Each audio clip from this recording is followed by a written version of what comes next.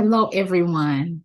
I wanted to come on and let you know today's session with Gretchen Vogel has a trigger warning with it.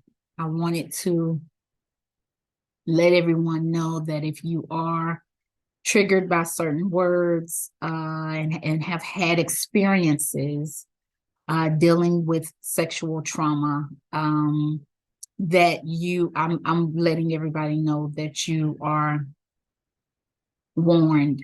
But it's a powerful interview with a powerful woman. This is about healing our traumas. And she is a courageous soul. So I wanted to give a warning and let everyone know to forgive yourselves. There's no need to condemn yourself. God does not forgive because God does not condemn. And if God does not condemn, why should we? Why should we? So thank you for tuning in. Love and light. Hello, everyone, and welcome to the 60th lesson of A Course in Miracles, y'all. And I am just so elated to have our guest on this morning. Lesson 60 of A Course in Miracles states, God is the love in which I forgive. God is the love in which I forgive. And the lesson states, God does not forgive because he has never condemned. The blameless cannot blame, and those who have accepted their innocence see nothing to forgive. Yet forgiveness is the means by which I will recognize my innocence. It is the reflection of God's love on earth. It will bring me near enough to heaven that the love of God can reach down to me and raise me up to him.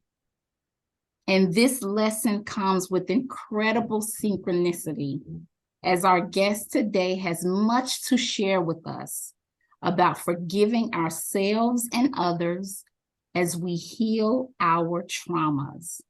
We really are blessed, everyone, to have Gretchen Vogel join us today. Gretchen is a mystic, an author, and a psychic medium, and she is here to share her incredible story, y'all. Welcome, Gretchen, to the sharing group. We are so excited to have you here. I'm so excited. I'm so grateful and honored to be here. Yes, it is a pleasure. It's a pleasure. So why don't you start where you want to start with your spiritual experiences, and then we'll go on from there. Yeah. Well, my story, the story of Gretchen, which I've largely been able to drop because of forgiveness. But the story's kind of bizarre. The instant I was born, I was plunged into pain because my mother used formula, as people did in the 50s. She wasn't, breastfeeding was not what you did back then, apparently. And I was allergic to the formula. And of course, my mother had three children right before me. She needed me like a hole in the head, I think, but I'm glad that she had me. Um, and they weren't thinking about goat's milk, which is what I would go to if, I had a child and I couldn't breastfeed, or there wasn't the banks of, so there was a lot of conditions around my birth. And so I would scream and be in pain in my stomach, and they would wrap me up in swaddling. You swaddle a baby. And again, I was like weenie. So that was probably easy. little taco baby. And just let me scream it out. Well, what happened was, because I was so newly from spirit, I'd go right back. My angels, who, God bless them, are still with me. They must be all worn out by now. But there was a golden sphere that held me when I was out of my body. And those were my guardian angels. And I know that now, but I didn't know it then. And so they protected me, I think, psychologically. I mean, I think, oh my goodness, I could have been a multiple personality had I just been floating out in the ether as a tiny baby without any protection at all.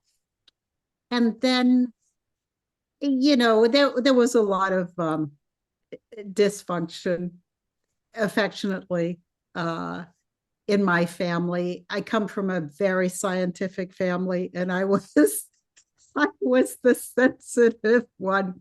I was the ugly duckling who saw everybody's emotions and responded to them, and they weren't real crazy about that either. And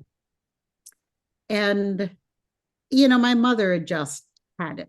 She was just worn out for love. So I hid from her because the rejection, I couldn't deal with it as a child, being this sensitive. Mm-hmm. And she said to me, "You're always looking at me. You're always looking at me with those big eyes, And I was like, okay, well, I guess I need to go somewhere else. So I actually lived in the closets a lot when I was a kid. This was Erie, Pennsylvania. So there was winter.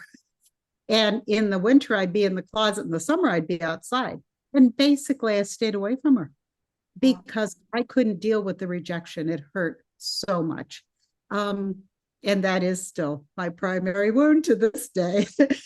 And then a lot of things fell through the crack in, the protective aspects. My dad had to move to Idaho to support us. We stayed in Pennsylvania because my older siblings were closer to finishing their schooling.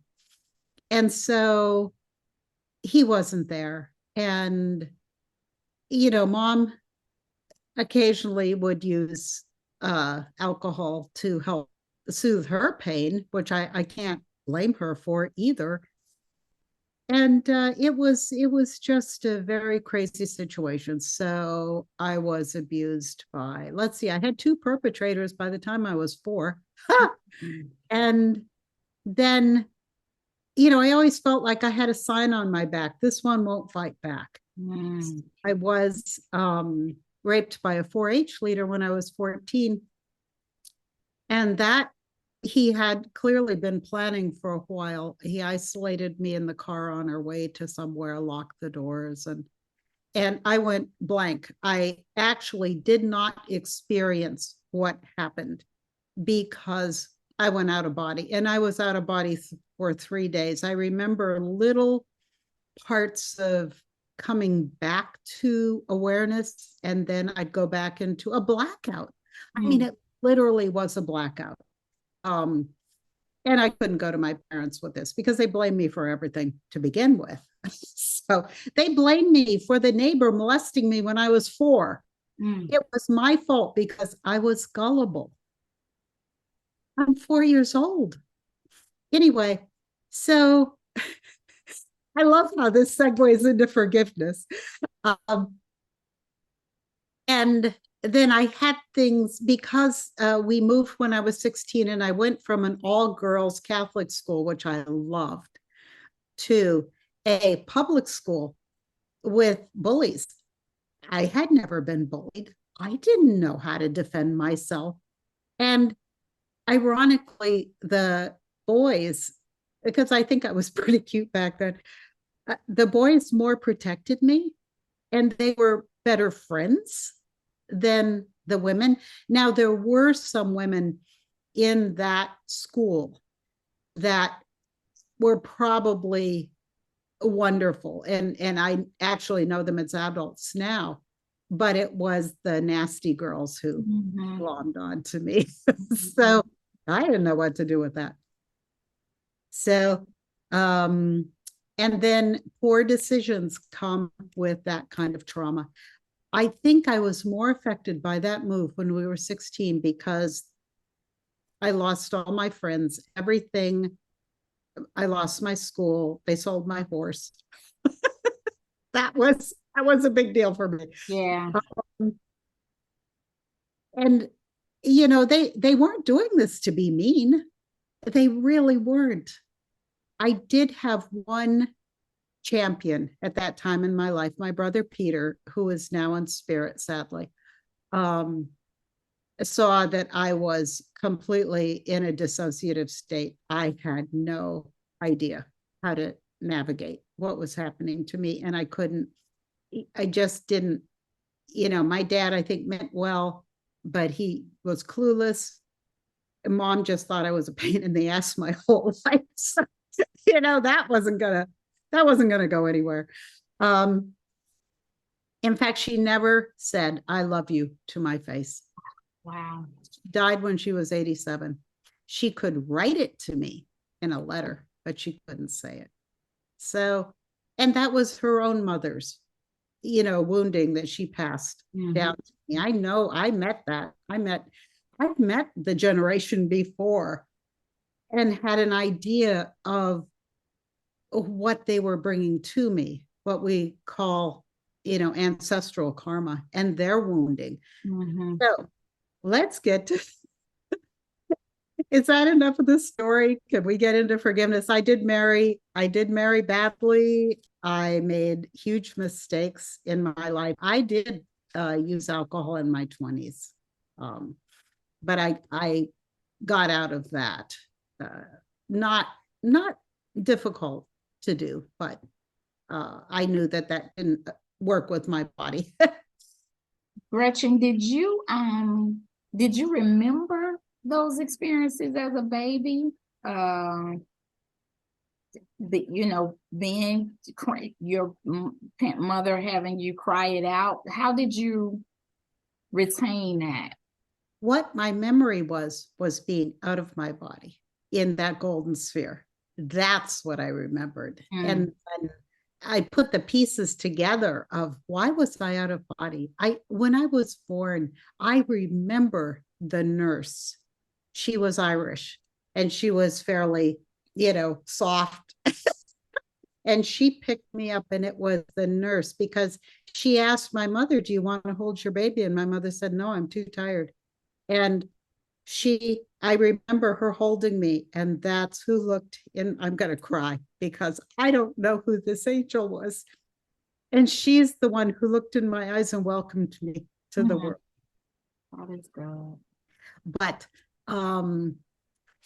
so I had a lot to forgive, both in my misconceptions that I've developed because of wounding and forgiving myself. And that's been the journey that I really want to share today.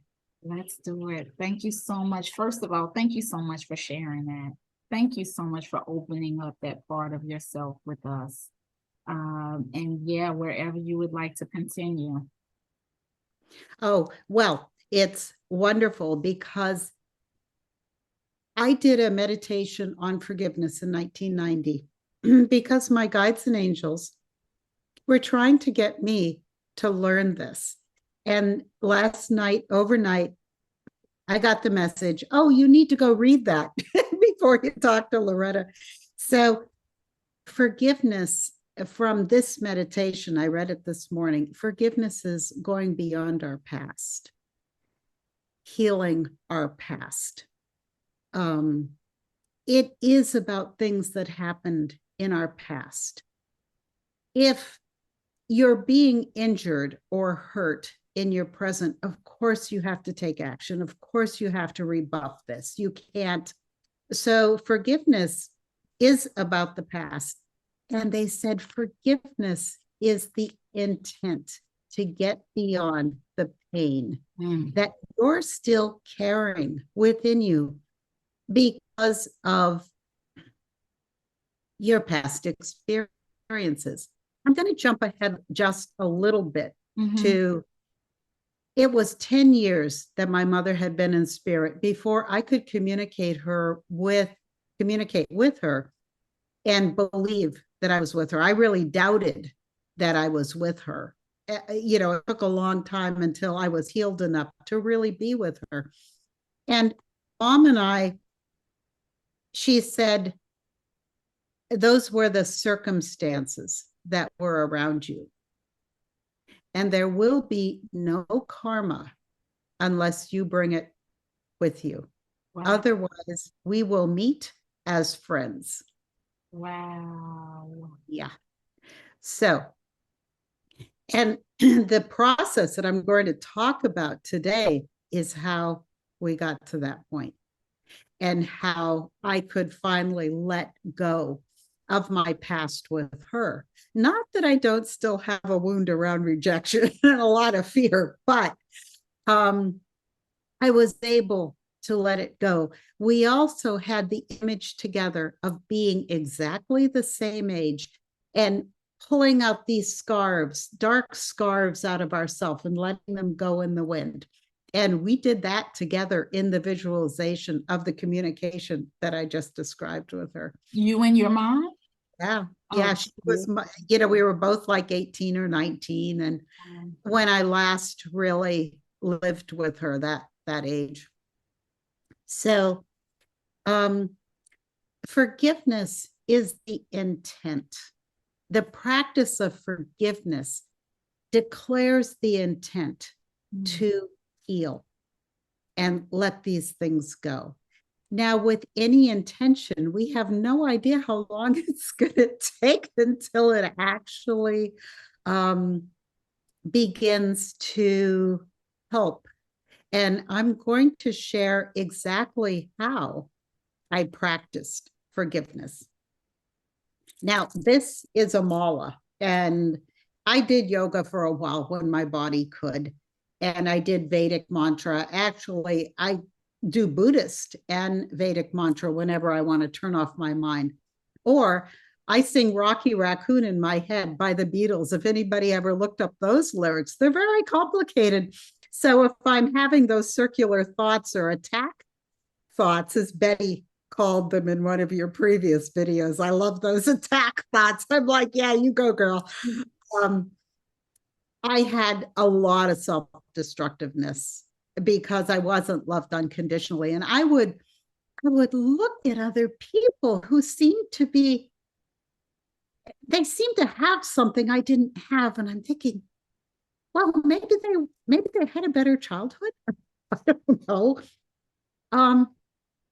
But you know yourself, if you've been through the ringer, you look at people who are functioning well and you think, how are they doing that? So when the guides and angels said, okay, it's time for you to heal now, they told me to get one of the malas, and because my hands are all arthritic, I use a big one, and it's simply a counting tool. It has 108 beads, and it's just a counting tool, but I like this one because it can wrap around like a bracelet. So what I started doing is I am willing to forgive because I didn't want to forgive her. So when I started with forgiveness, I couldn't say I forgive. I said, I'm willing to forgive. I love that. And set the intention. Now, the reason that we don't really want to forgive is that my identity at that point was so tied to my childhood. My identity was in this lifetime, I was really clinging to it out of insecurity. It's like, that's who I was. I came from a very scientific family. One brother is a doctor of geophysics. The other one is a doctor of astrophysics. My sister is a computer nerd, teaches computer science. And here I was, little la Gretchen, just reading energy, right? That really didn't fly. And so I couldn't even connect with my family. I just was the scapegoat, and it was, oh yeah, she's the problem, she's always the problem. And And I know that this happens in other families, and it breaks my heart because in order to free yourself from that, it takes a lot of work.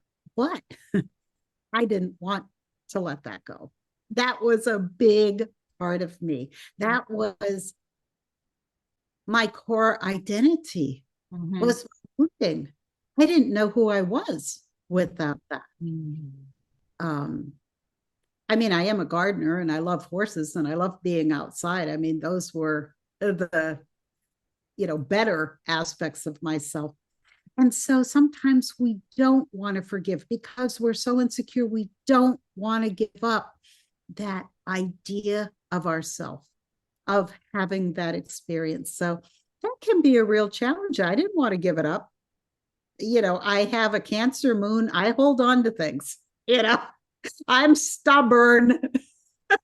Are you a Cancer or just have a Cancer? Yes, I'm a Cancer as well. And one of the things that I'm thinking is you didn't want to forgive. And a lot of times our egos does not want us to forgive because the thought that we have, Gretchen, is if you forgive, they're going to do it again. You're going to be a doormat. You have those thoughts, right? That tell you, no, don't let this go. Don't forget. So that's powerful that you say to start with, I'm willing to forgive. I Yeah. love Yeah. And so I did that for a long time. And I would just do the mala every morning. I'm willing to forgive. I'm willing to forgive. And you really don't think anything is happening. And actually, what the angels have told me is that the release or the feeling of forgiveness is very subtle. You can't like do a mala of I forgive and then expect to have joy and happiness in your life. It's a tool and it's an ongoing tool through life, but it's a great tool. And that's why we need to practice it. Gretchen, but explain the mala because I'm very interested, and I think the viewers would be as well. So when you say I'm willing to forgive, and you what? You just kind of play with it. I'm willing to forgive. I'm willing to forgive. I'm willing to forgive. I'm willing to forgive. I'm willing to forgive. And I won't bore your people with that. But by the time you do 108 of those, okay, well, I can get on with my day. Okay. What happened while I was doing this is at some point I went from I'm willing to forgive to I forgive. I forgive. I forgive. Mhm. The other really great tool is the Hawaiian prayer. I love you. I'm sorry. Please forgive me. Thank you. Mhm. It's oh no, oh no, oh no, oh no. I never quite get the spelling of that right. But that is also a really great little, even in a universal sense of, I love you, I'm sorry, please forgive me, thank you. But we're going to get to that later because Mhm. right now we're focusing on what happened to us, Mhm. Mhm. you know, not kind of our misconception. So, what happened to us is often just circumstances, often just circumstances. And this kind of blew me away. They've explained this a little more.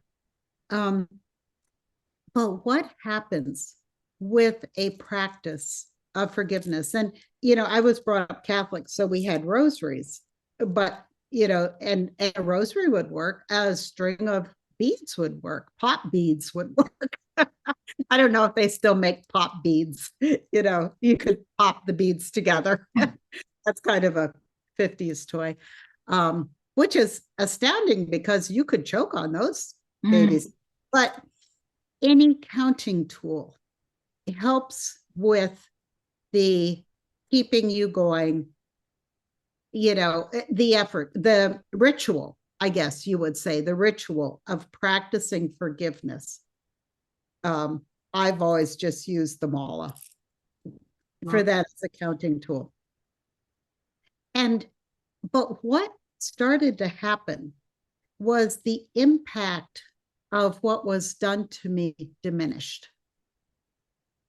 And how that happened was I was thinking less about why didn't I have a better childhood? Didn't I deserve didn't I deserve to be loved? You know, it kind of pissed me off, really. No, I thought I deserved it. I thought I was a pretty bright light, you know, and but my thoughts about that diminished. I stopped thinking the negative thoughts. I stopped having to sing Rocky Raccoon in my head. Really look up the lyrics. They're very, I could do it for you, but it would take up too much time. Rocky We, Raccoon. I'm gonna look that up. I will look that up. now somewhere in the Black Mining Hills of Dakota, there was a young boy named Rocky Raccoon. One day his woman ran off with another man, hit young Rocky in the eye. Rocky said, didn't like that. Said, I'm going to go get that man. Anyway, it's just silly, but it's so complicated that you really can't think and remember those lyrics at the same time. Okay. So what happened was some thoughts went missing, and when I felt around in myself, it's like, oh, I don't quite feel like that anymore. So I kept going, but it's not a one and done. It really isn't. And what happens when you think of when I was locked in the car when I was 14 and sexually assaulted and blacked out, I really did not experience what happened then. I really didn't, which was my angels saving me again, I'm sure. There were layers to that. There were layers and layers and layers and layers to that. So as I worked through forgiving that, and I'd be working on that, and I'd be halfway through the mala, and then all of a sudden it was like I would fall to a lower floor of the same trauma.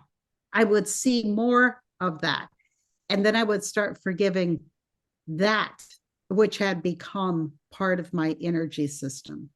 And we're going to talk about energetically what this does in your body to clear these wounds. So you may not have a feeling of release right away when you're willing to forgive, but I was able to go to I forgive. So that was a step in the right direction. And again, we don't really want to forgive because we don't know the feeling that it will give us to not have this be a part of our aura, of our energetic system. And so we don't know really how it works, but to approach forgiving with a lighthearted attitude too, not like, oh, darn, I have to get up today and practice forgiveness. It's like, okay, this is part of my spiritual practice. I'm going to get up and I'm going to work on forgiveness. And I don't know whether it's going to work or not.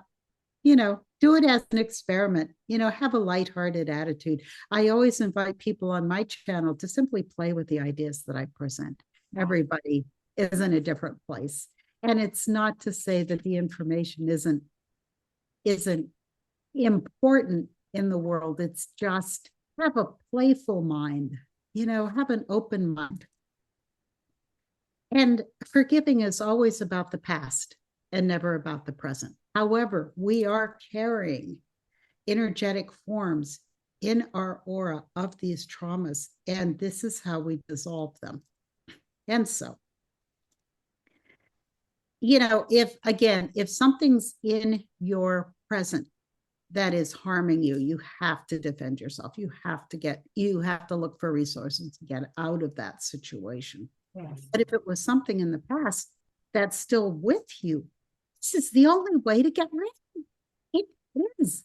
That's what Christ was trying to say. It was what Jesus was trying to say. This is the key to our existence here. Absolutely. To finding our way back to light and love. So again, if you don't feel like you don't want to forgive, that's your own insecurity. Of course, I would, because I have that Cancer stubbornness.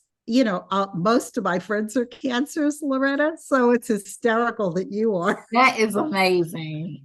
That is And a lot of times we just don't want to give up the relationship in the context of our misconceptions. So I'm still talking about things that seem to happen from us from the outside in. Now let's talk about things that we carry within ourselves from the inside. I had something so enormous to forgive myself for. I never, ever, ever thought that I would be at peace with it. But there were other very similar things where I bred horses and I sold them, and some of them didn't land in good situations. Some of them, and this just killed, they were like my children. They were like my children. And also, I was sexually assaulted in college, and a pregnancy resulted from that I terminated. And that haunts me to this day. Any woman who has experienced the loss of a child. And this was the big thing that I had to forgive myself for, to turn back that energy that had come to me, even in horrific circumstances. So, clearly I didn't have the ability to protect myself. I didn't, from the early experiences, they say you either fight, flight, freeze, or fawn. I was kind of in the freezing, fawning, thing. And so many women and men are sexually assaulted. It's, that isn't unusual, but to have to deal with the aftermath of that in the way I did breaks my heart. And it breaks my heart every single day. And that was the biggest thing I had to forgive myself for. Now, God thought that I needed children anyway.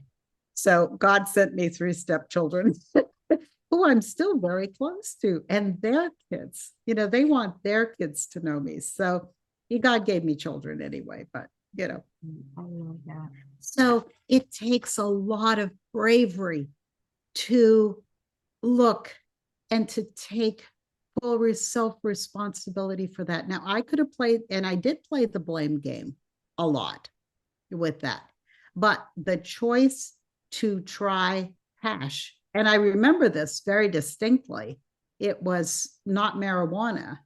It actually was hash, and there was something in it. It may have been treated, but there was a huge blank space when this happened. Mm-hmm. And I don't remember that either, which is great. It's wonderful that I don't remember. Some part of me does, but I don't. And so when I first started to scratch at that, it took a lot of courage to even attempt. I didn't feel like I deserved forgiveness. I didn't think I deserved it. I mean, that was just too much. That was too much to forgive.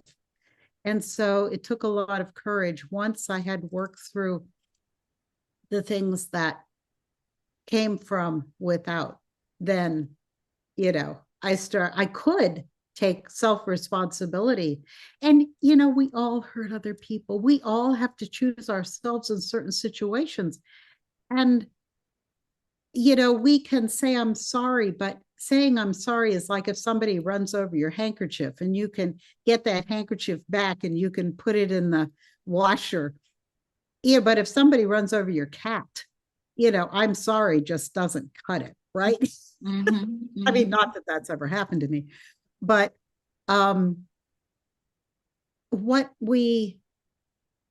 instead of I'm sorry, what we should be saying for people that we have transgressed is, I hope in your heart someday you can forgive me for what I did. That's more the sentiment that brings the request for forgiveness into the conversation. I'm sorry is like, I'm sorry, it's like, that's not enough. Of course, it's kind of a mouthful. Instead of I'm sorry, I hope in your heart you can forgive me, it's a little bit longer and the person might not get it anyway. But this is kind of how forgiveness works. So there are times when we have to choose ourselves. And that's kind of what I did in that situation when I was in college, because I didn't have the support of my parents. I couldn't go to them with this. Oh my God. I didn't have that kindly aunt. I didn't have grandparents. I didn't have, but again, that's the blame game. This is completely on me. And for a long time, I said, well, things might have been different if I had had somebody I could have gone to with this, but I did not. So we have to open our mind, and we have to eventually start to work on forgiveness of ourselves. Mm. And it might be for something really silly. I mean, I had to start with the big guns, but you know, I did things in my 20s when I was drinking that, you know, I'm amazed I survived. I I guess the Lord wanted me to stay here and keep slogging along. Um, I have a lot of compassion for people who lose children. Mm-hmm. Of I feel like I lost my child, even if it was that decision. And I have a lot of compassion for people who experience sexual abuse. And I have a lot of compassion for people who do stupid things when they're when they're inebriated. So Yes. Well, that will be a large population, Gretchen. Thank you for that but it's compassion. such a long process. Mm-hmm. It can take years and years until you realize that that pain has lifted out of you, that you now have room for joy and happiness, where before all that resentment, all that grudges, you know, they were taking up all your heart space, Yes. and you Yes. didn't have space for joy and happiness. And that's kind of what happens when you get old, if you do the work, if you're willing to go inside. So when you realize that you haven't thought about something for a long time, um, that's when you know that the process is working, and it just becomes a tool. One of the things my guide said to me is that if you have this tool, you can be less afraid of what happens, you know, in the outside world.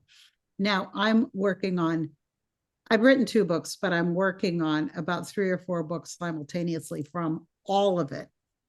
And I'm terrified. And it's why I haven't done it, because part of me doesn't want to get known. And this work isn't me, it came through me. Mm-hmm. But I'm so afraid because I wasn't protected. I was assaulted.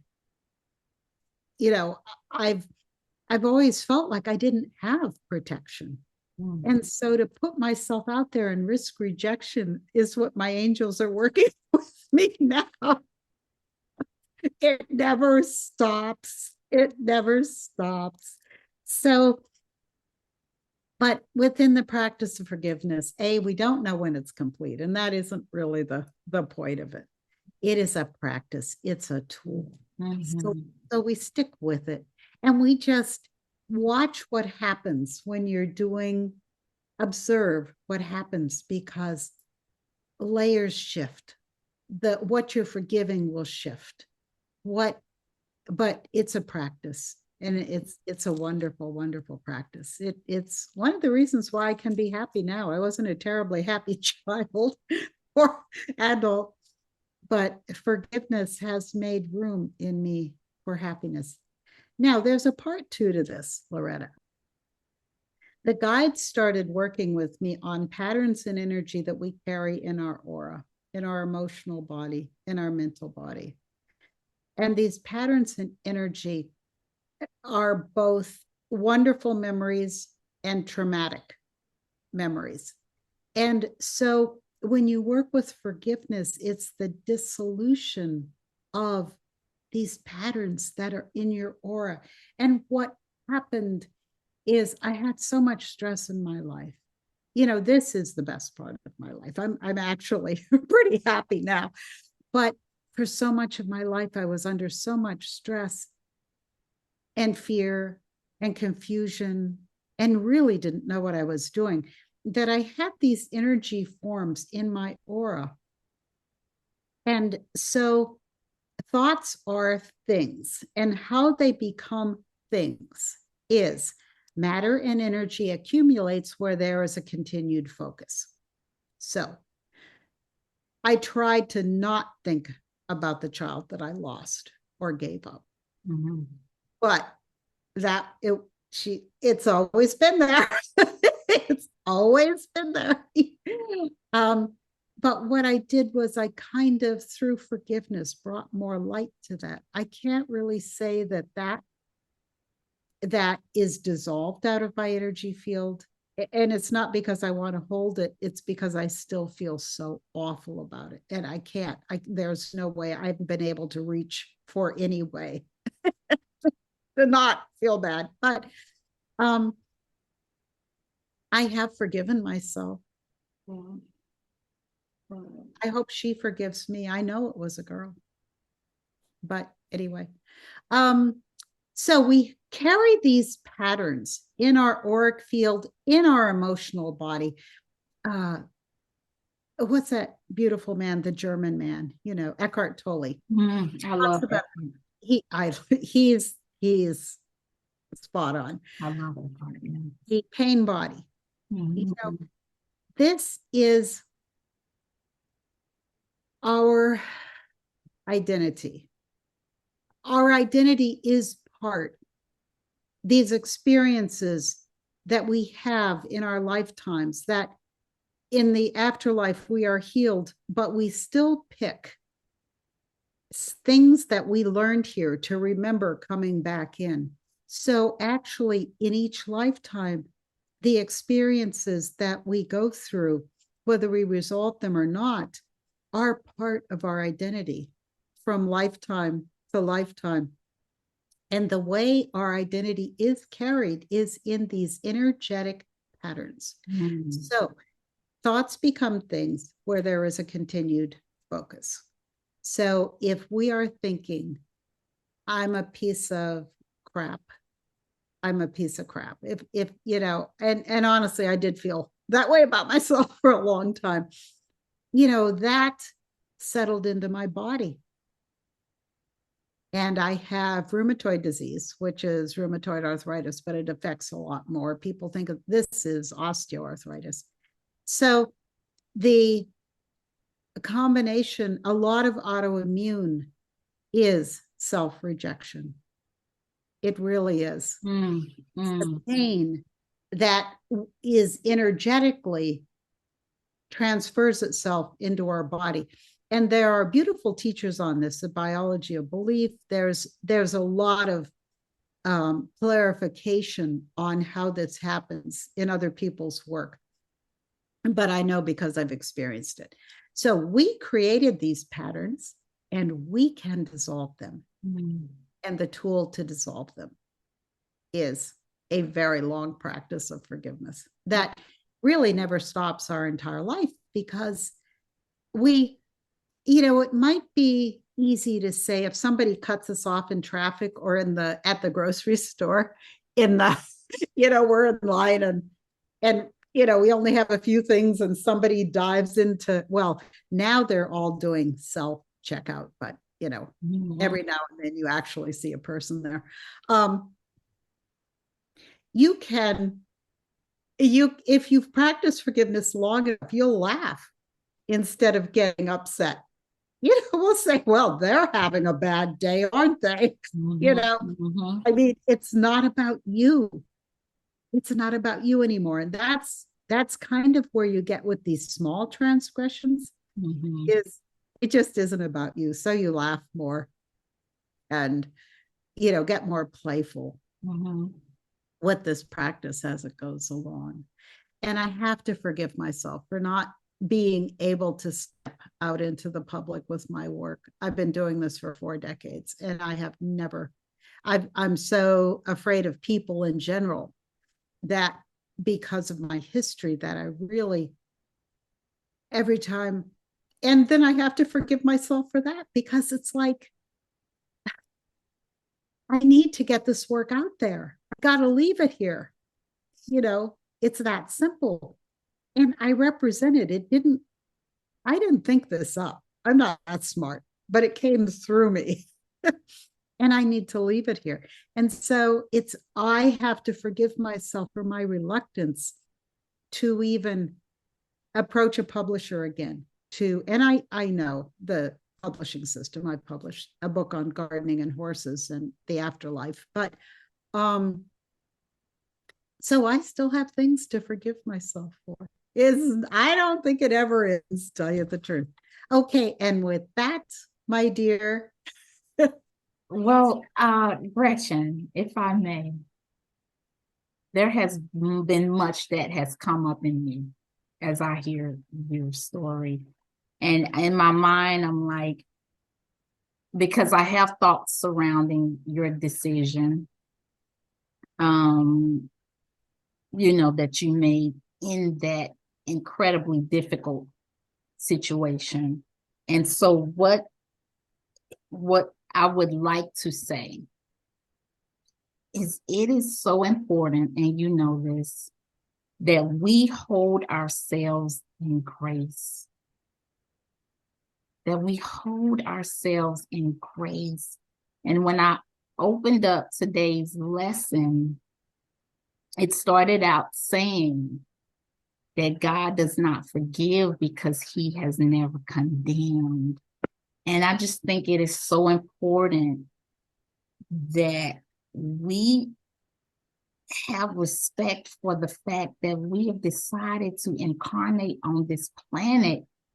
There are beings, there are parts of God that will not incarnate on this planet because of the low vibrations. Yet here we are.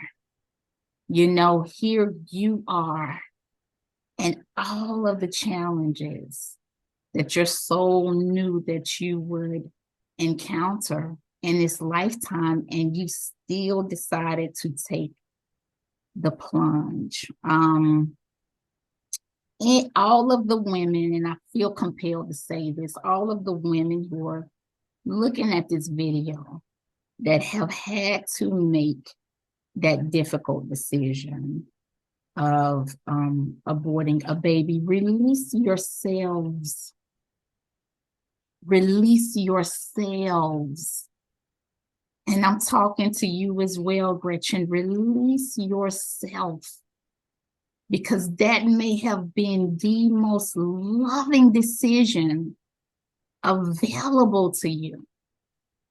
Do not condemn yourself. Do not condemn yourself. And I'm saying this to every woman. Do not condemn yourself. I'll say that. And I encourage everyone, as you're listening to this video, there's a book that's been channeled through a woman named Tina Spalding. She channels Yeshua, a beautiful, clear channel. She wrote a book. Yeshua wrote a book through her called Jesus, My Autobiography. And it is his life in his words. And he talks about the topic of abortion and how that is for the soul. And you may be surprised that it's not as heavy as we have been conditioned to think it is in this realm. So I know it's a hot topic, and but read that book, because he talks about the decision that the soul has. A lot of times the soul is not even inside the baby when it's in the womb. It's kind of playing with it. Sometimes it's in the body, sometimes it's not, right? In and out. It's kind of, trying to still make the decision. Do I want to do this? Man, it's a very low vibration down there. Let me check out the family, so I just would love to, at the point that you made, Gretchen, lighten that up. Lighten that idea up, lighten the concept up. And I encourage everyone to delve into the spiritual sentiments around those kind of issues, because you will be surprised. It is not as dark as you think it may be. But I am just so like, I'm just overwhelmed with emotion. I love you so much. And I'm honored. I really am honored that you have been so open and vulnerable on this platform. Uh, you are a pioneer. You are a pioneer. I wanted something you said about what your mother said when she said, if you forgive, you won't bring karma with you, and you and I can be friends. And it reminded me of something that a high vibrational, non-physical being said. And they said, we can stop the wheels of karma through forgiveness. And it's the same essence of what you just said. Forgiveness stops that process of having to, I hurt you this lifetime, and so now you got to hurt me this lifetime. And that back and forth. Forgiveness releases us, like you said. But even if we didn't have any prior association, which I believe was the case with my mother, we didn't have any past life, when she said that, there will be no karma between us unless you bring it with you. Otherwise, we will meet as friends. When she said that, I was like, screw you. I was a baby. I still was in that resentment at that time. Yeah. I still had layers and layers and layers to work. It's like, why didn't I get a good mother? Yeah. And I rejected my own daughter.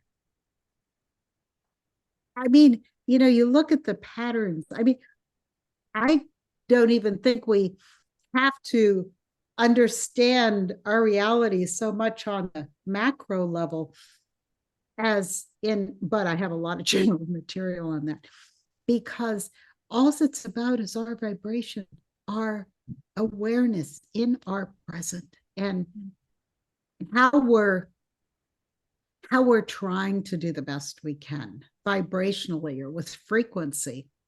And I'm able to be happy now. I watch funny movies and I like pee my pants laughing now. I didn't actually have that.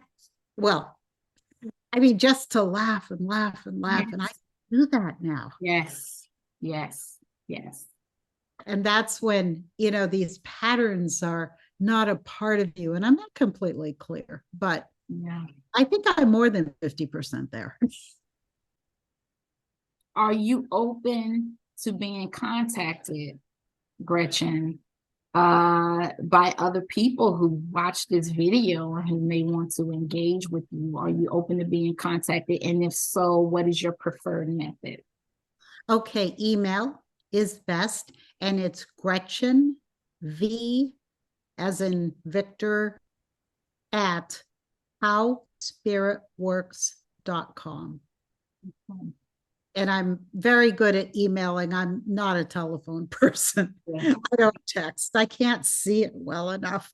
I just don't do it. Yeah. Okay. Well, so email. And so what I'll do is I'll have your email in the bottom of the screen and definitely in the description box for folks to reach out to you if they wanted to engage with you. Are there any last words you want to impart to the viewers, Gretchen? Any last words of wisdom? Well, I think there is a way to heal. There is a way out. There is a way to heal. And it is through forgiveness. So when you said we were up to this lesson, I was like, and that was my takeaway from the Course in Miracles. That always was my takeaway from the Course in Miracles. And that it just all fell into place. That entire book, that entire course was written. I often have heard Jesus say through a channel, was written about 50 years ago for this time right now. And that is the theme from Yeshua, is forgiveness. You're absolutely right. So through forgiveness, I really feel that there's hope as a practice. Add it to whatever practice of prayer, meditation, spiritual practice to me is really something I do. And I love crystals, I love the rocks. I hold my talk to them, whatever it takes to give you hope and joy and some relief. It's we can do with our mind what heals us. Mm. And we came to bring light and love, peace and hope and happiness, as did the avatars before us that we are drawing our strength from. What? And thank God for those high vibrational beings for guiding us. Sometimes, I still don't understand why we have to start at such a low place and fight our way up. But I guess if we didn't start at such a low place, we wouldn't. This is not how I'm going to be. My angels and guides showed me once me beating up on myself, literally like two versions of me beating on myself. And they said, stop it. He just said, stop it. yes. Thank you, guys. And thank you. Thank you. That's what I meant by grace. That's what I meant by grace. Well, we'll have another fun time together on my channel. Yes. So let me read you your closing remarks. Gretchen, during this incredibly transformative time in our evolution, it is important that we have pioneers with us who have done the work to connect with high vibrational beings and impart their wisdom to the collective. And you are absolutely one of those pioneers.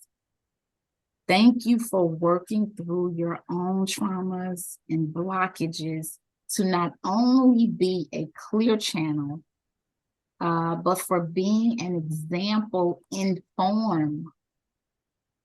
Grace, wisdom, and kindness are the vibrations that come to me when I connect with your energy. There is intention behind every one of your videos you post, behind every word you speak, and in every smile is the energy of love. I am so grateful to have been able to sit at your feet and learn. Thank you for being here. You are a courageous soul. Recognize your beauty and your courage. Recognize it, acknowledge it. I am honored that you have shared your time and energy with us today. I look forward to working with you many, many, many more times. Thank you, Earth Angel. You as well. All right. Well, Gretchen, we end with a heart because it's all about love, right? I got old. It's okay. Beautiful. That's beautiful. We love you. Everyone, please go to Gretchen's YouTube page. Go to her website. I have howspiritworks.com too as a website. Yeah. And go visit her. She has so much wisdom and love to impart. Please subscribe to this channel. Please press the like button. Please share the video with people who will benefit from this. We are doing this work, y'all, collectively. We are doing this God work, evolving, growing, learning to love ourselves and others. So thank you for every single person who shares the vibration with this channel. Thank you for being here. And I And love I got such chills in my aura during your blessing. I could just feel it. I love it. I love it. Thank you for telling me that. I love that. So I love y'all. We've been to church. We've been to church, y'all. We've been to church. I love you. Have a great, great day. Okay. Bye-bye. Bye-bye.